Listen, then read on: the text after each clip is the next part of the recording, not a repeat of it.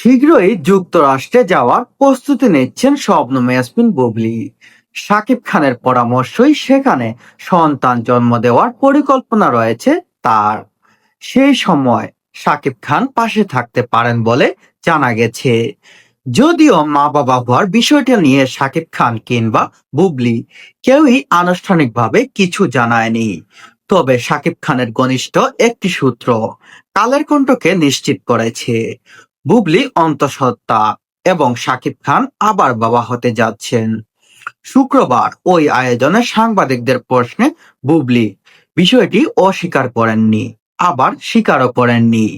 কৌতূহলে এড়িয়ে যান। ব্যক্তিগত জীবন নিয়ে প্রশ্ন করা হলে হাসি মুখে তিনি বলেন, এইসব খুবই ব্যক্তিগত বিষয়। যখন এসব নিয়ে কথা বলবো তখন সবাইকে সম্মান জানিয়ে বলবো। তিনি একটি শান্তিপূর্ণ পরিস্থিতি চান বলে জানান। বিদেশ যাত্রা প্রসঙ্গে সরাসরি কিছু না বললেও হাসি মুখে নিজের পাসপোর্ট দেখিয়ে বুবলী বলেন, এটি তার গুরুত্বপূর্ণ পাসপোর্ট, যা সেই দিন হাতে পেয়েছেন। ভক্তদের কাছে শাকিব খান ও বুবলীর সম্পর্কে দীর্ঘদিন ধরেই দূরপূর্ণ বলেই পরিচিত।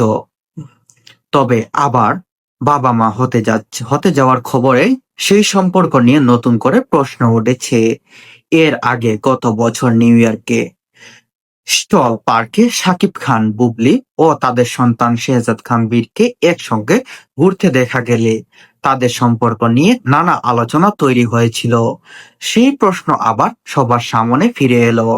এবার আপনারাই বলুন, মেগাস্টার শাকিব খান এবং চিত্রনায়িকা শবনম ইয়াসমিন বুবলী তারা যদি এক হয়ে যায়, আবারও নতুন এক ইতিহাস গড়তে যাচ্ছে।